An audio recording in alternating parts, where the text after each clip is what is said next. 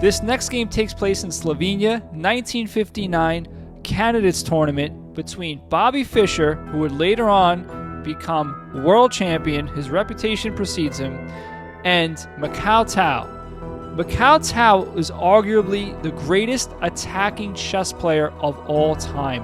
An absolute tactical wizard over the board, a genius, a world championship contender, and actually, many people don't know that Bobby Fischer struggled with Macau Tao early on in his career, and later would get the better of him most games.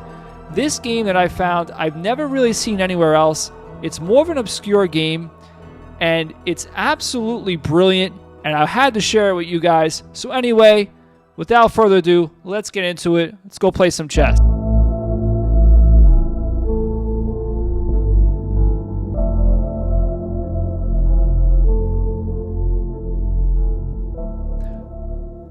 Okay, so in this game we have a King's Indian opening. And the first thing I want to point out is all this is very normal. This is all very standard opening theory here. And after bishop g5, the first thing that kind of caught my attention is after h6. Okay, if I'm playing this position, okay, I'm going back bishop e3. Now, I'm not Macau Tao or Bobby Fischer. Spoiler alert, I'm not.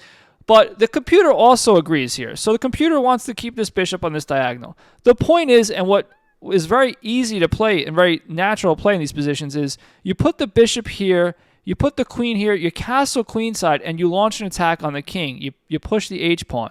And that just leads to a very natural attack. And I would think that someone like Macau Tao, since he was such a crazy attacking player, would kind of prefer a position like that. But no, he comes back to h4. Maintains the tension on the knight, the pin on the knight to the queen. So that was the first interesting thing that I saw in this game that stuck out to me as I was reviewing games to go over for the channel. Okay, so we have castle kingside. Again, I would think a player like Macau Tao, such an aggressive attacking player, would castle queenside in this position, launch an attack, and we would see fireworks, right? Well, we're going to see fireworks, but in a different way. So Bobby Fischer just breaks the pin. Very textbook, by the book, very calm, cool, and collected like Bobby Fischer is. Okay, now this first move, and this is a move I want to talk about because as I was up and coming up through the chess ratings and I was learning chess, I wouldn't understand a move like this. It took me a while. In fact, it took me till I was around the 2000 level to see a move like this. And I still, to this day, would think that players... at least 2,000, 2,100, 2,200 will only play a move like this, basically. Again, I'm speaking in generalities, so don't kill me in the comments section if you're 1,500 and you would play that. But it's kind of an advanced idea, and a lot of times it looks funny because you're underdeveloping the knight. But what you're doing is you're clearing the way to play f4 and challenge the center and break through. So it's a very strong idea. Okay, now Bobby Fischer doesn't want Macau Tao to play f4, f5, so maybe he'll play something like, bring his knight out and do the same thing. So, and there you go, he does. So he plays knight h7, and again, what happens is he's going to meet Macau Tao. He's not going to let Macau Tao push him, bully him in the center. Notice how the best players in the world, they put such a strong emphasis on the center, and you absolutely have to. It's just paramount in your chess that you do this, that you follow this, because it's extremely important. Anyway, Macau Tao delays f4 because he sees Bobby Fischer's going to meet him anyway. Bobby Fischer's onto him, and he decides to expand on the queen side first. Okay, Bobby Fischer just kind of saying, like, what's going on with this bishop, all right? Like, I'm going to get my pieces into the game. Are you going to trade bishops with me, help my knight, maybe not, take the knight and maybe clear the knight again, then play f5? Or are you going to retreat the bishop back here? Macau Tao says, I'll oblige. I'll trade bishops with you. And Bobby Fischer's knight comes back here. Now this is a good chance to play f4, you would think, but Macau Tao doesn't. Now, I would say that was a good chance to play f4 because the knight's blocking the pawn, and Bobby Fischer can't play f5. But Macau Tao played knight b3, and Bobby Fischer just, developing his pieces, right? It's very important to develop our pieces in chess. And Macau Tao, very, very textbook chess. Notice how he's arguably the greatest attacker of all time, but his attack doesn't he's not over aggressive. It's very small things in chess. The very slight, small moves in chess are very powerful often. He's just developing his queen and attacking a pawn on the king side. So Bobby Fischer's going to have to do something about that, right? Take time out to defend that, which takes time away from him developing. You'll notice that Bobby Fischer has a hard time developing his pieces in this game. Okay, Mikhail Tal defends that pawn on h6, and Bobby Fischer brings his queen to e3, preparing to throw it over to the king side. So it's almost like a queen lift. We don't usually call that a queen lift. We call it a rook lift for the rook, but that's basically the same concept. He's bringing it to this rank so he can bring it over to the king side if he wants.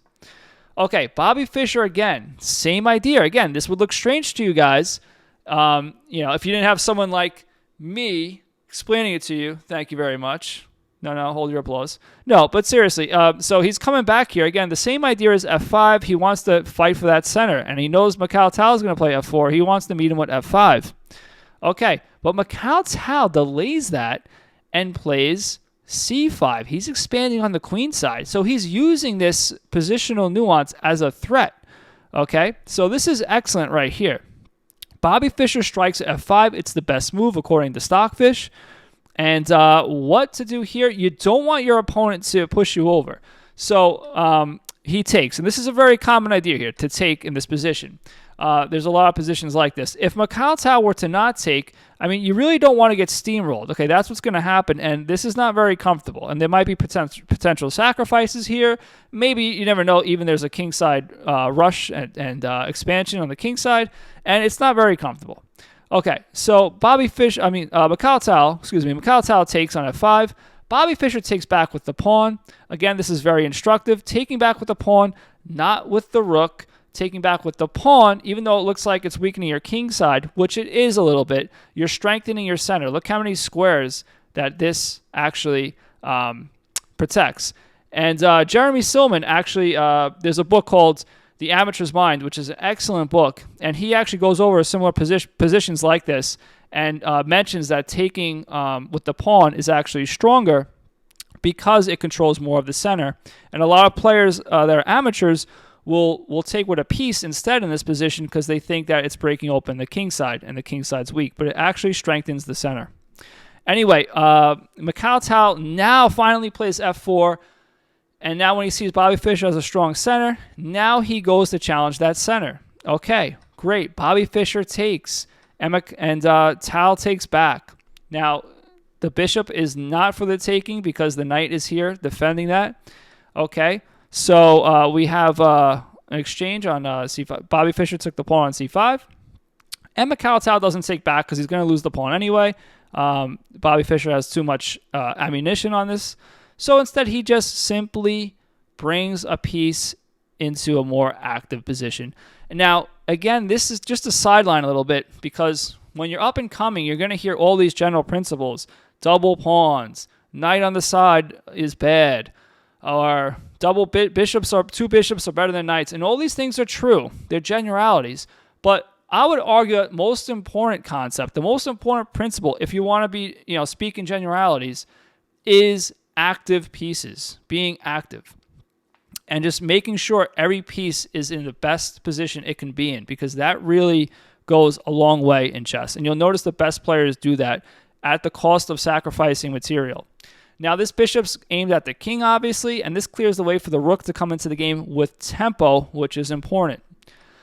Okay, so again, Bobby Fischer takes a pawn. So Bobby Fischer's on the materialism side. Mikhail Tal's on the I'm going to just come at you and checkmate you side of things, right? So Mikhail Tal, does he move the knight here? What do you think? He does not move the knight. He ignores the threat and gets his last piece into the game and attacks the queen. So he's not only getting the last piece into the game, he's doing it with tempo. So all of his pieces are in the game, and Bobby Fischer's are not all in the game. So usually when you see that, it spells trouble for the second player. Okay, Bobby Fischer just simply gets out of that way of the threat and puts more pressure on the knight. The knight's attacked twice now. And again, now this is almost absurd looking. Mikhail Tal gives away his own knight for activity. The rook is infiltrating the king side. And this is a very incredible amount of calculation on his part. So now Bobby Fischer, his queen's attacked. So again, this is coming with tempo, and he can't afford to just kind of play passively. Although maybe the computer says G7 is the best move, and the position's fairly equal. Again, according to a computer that can see everything, that can see the future, basically, yes, the position's equal. But if your two human beings are playing this, you don't want to be on the side where your king is kind of loose and your pieces are not active.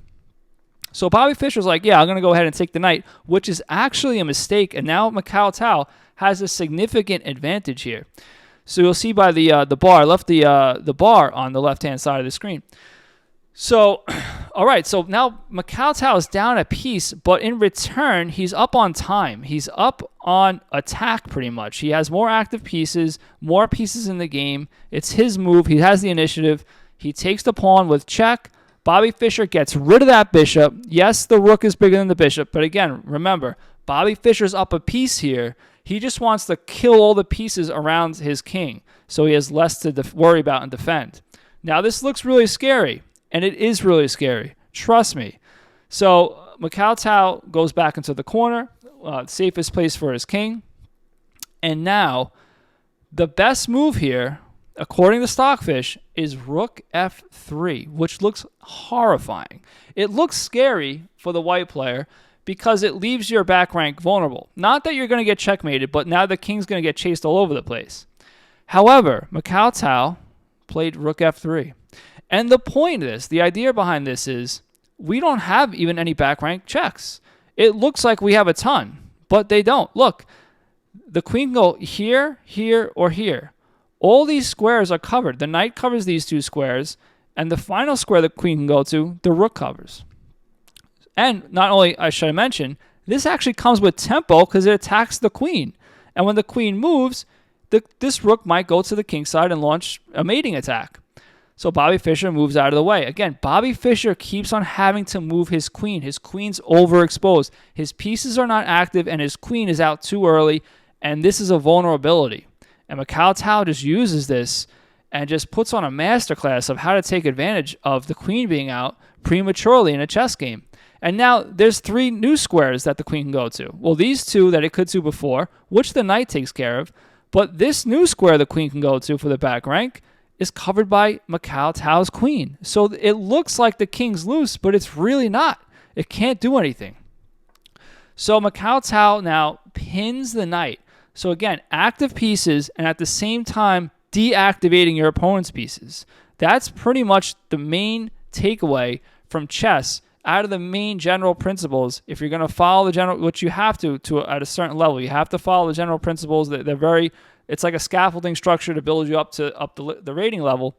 But active pieces, in my experience, is everything. That's one thing that I would recommend everybody focus on. Just activating your pieces, activating your position as as best you can, and working on tactics so you can appreciate an active position or a good position.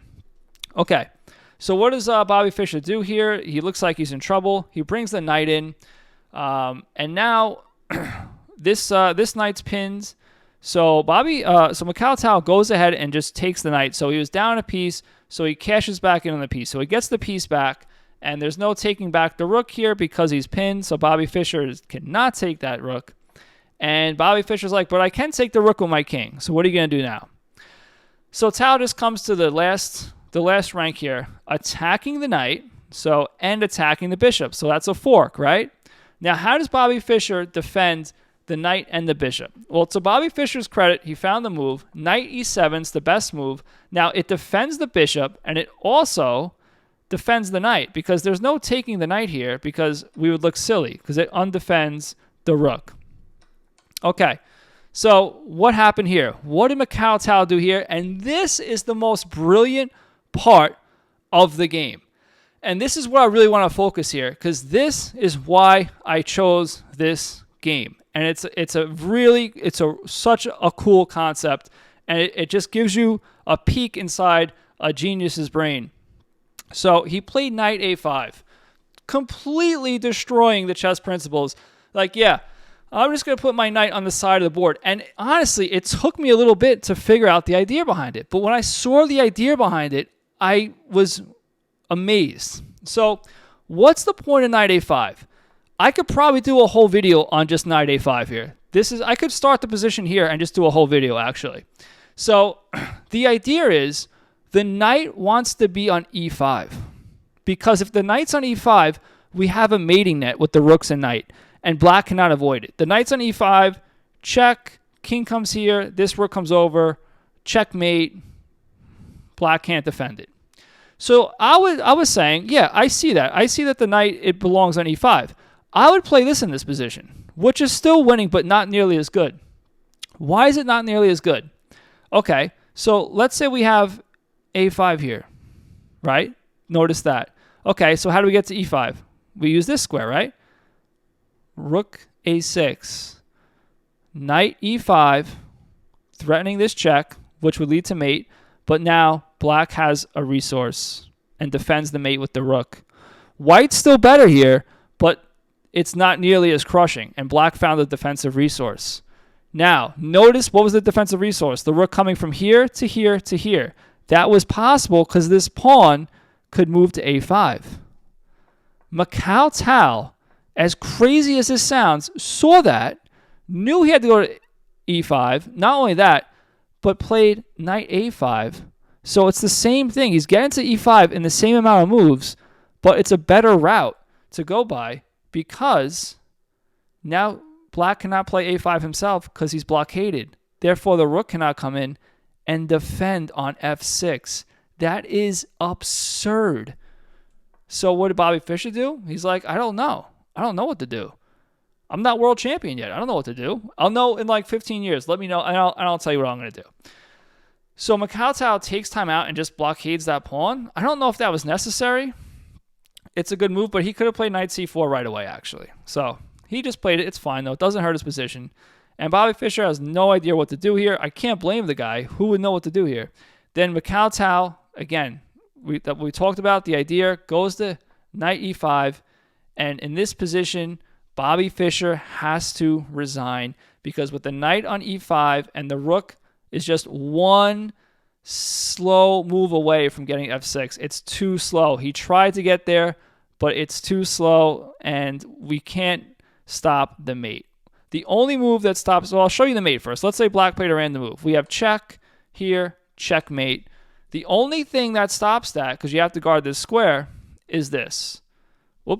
Is this move right here. Bishop e6, which is absolutely absurd because it just gives away the rook, and you might as well you have to resign there, right?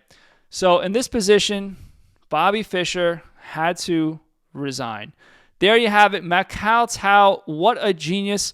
Maybe my favorite player. Let me know what your guys' favorite player is in the comment section down below. And please make sure if you do like these videos to subscribe to the channel because it really does help me out. But if you don't like them, just tell me how terrible I am, and that's fine too. But anyway, catch you guys later. Go play some chess.